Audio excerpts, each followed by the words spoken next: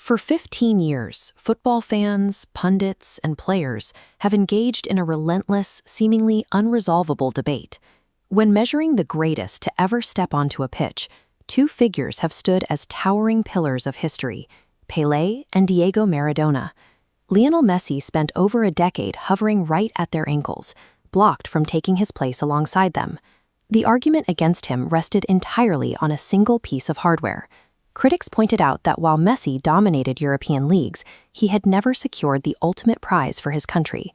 To sit at the absolute pinnacle of the sport, you must lift a World Cup. Yet the fact that Messi was even in the conversation for the greatest of all time defies the basic logic of human biology. In the working-class neighborhoods of Rosario, Argentina, he was a child who loved the ball but lacked the body to compete. At 10 years old, doctors diagnosed him with a severe growth hormone deficiency. He was remarkably undersized, highly fragile, and required daily hormone injections. The treatment cost $1,500 a month, an expense his blue-collar family simply could not sustain.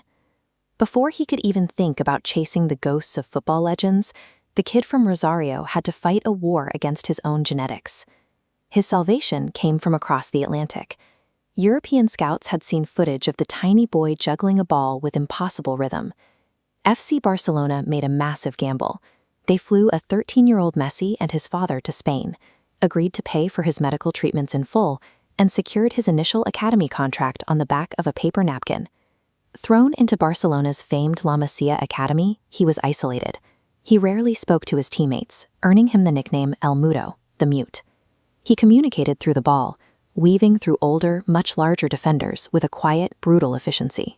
Messi's unique physicality was set to break the sport's tactical limits, though the move to Spain permanently split his identity between the club that saved him and the country he left behind. His club identity was built on pure dominance.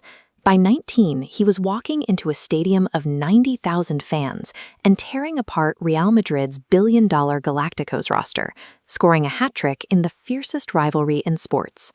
When Pep Guardiola took over as manager, he recognized that Messi was a system unto himself. Guardiola restructured the entire squad to feed the young Argentine, creating a tactical framework designed to turn a gifted playmaker into an apex predator. This chart shows the reality of that system. Historically, elite strikers average between 40 and 50 goals a season. In 2012, Messi scored 91 goals in a single calendar year. He broke the scale of what was mathematically expected, earning 4 consecutive Ballon d'Or awards. When paired with Luis Suarez and Neymar, they stacked another historic layer, breaking team records and winning every club trophy available. Surrounded by a midfield that understood his every rhythm, Messi operated with total efficiency. At the club level, he had solved the game of football. But stepping off a plane in Buenos Aires dropped him into a conflicting reality. In an Argentina shirt, the club god was stripped of his perfect ecosystem and forced to meet the demands of an entire nation. He played entirely within the shadow of Diego Maradona. Maradona had dragged Argentina to World Cup glory in 1986.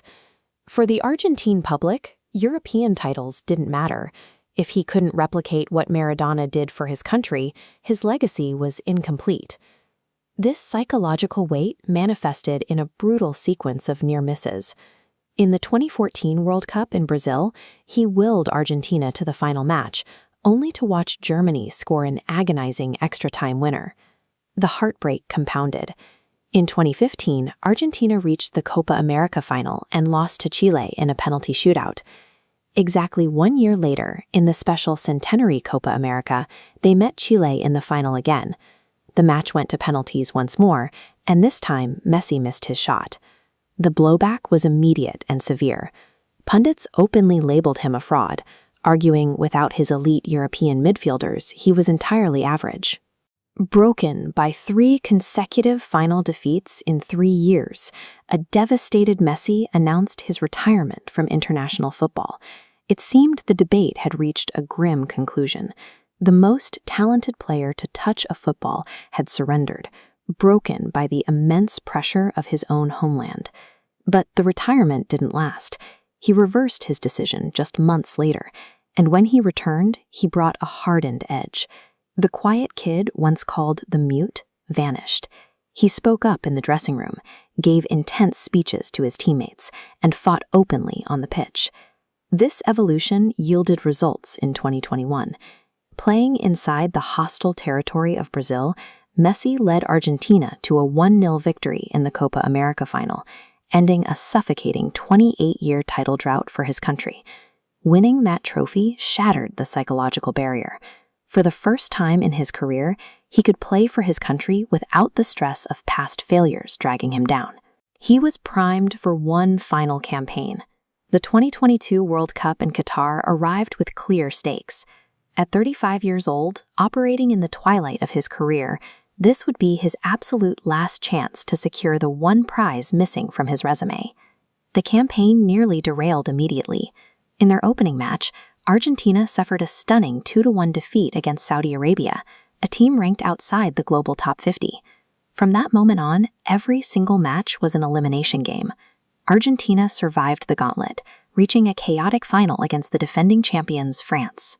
The match evolved into a direct shootout between Messi, fighting for his legacy, and Kylian Mbappe, the young French superstar determined to claim the throne. Messi scored twice. Mbappe scored a hat-trick to repeatedly force the game into a tie. After 120 minutes of exhausting back-and-forth football, the World Cup came down to a penalty shootout. A lifetime of expectation and sacrifice rested on a few kicks from 12 yards out. When Gonzalo Montiel stepped up to the spot and sent the ball into the net, the debate ended. 5 million people flooded the streets of Buenos Aires to celebrate. By lifting the World Cup, Messi finalized his status. He overcame the medical deficits of his childhood, satisfied the national demand for a successor to Maradona, and brought a definitive conclusion to the history of football.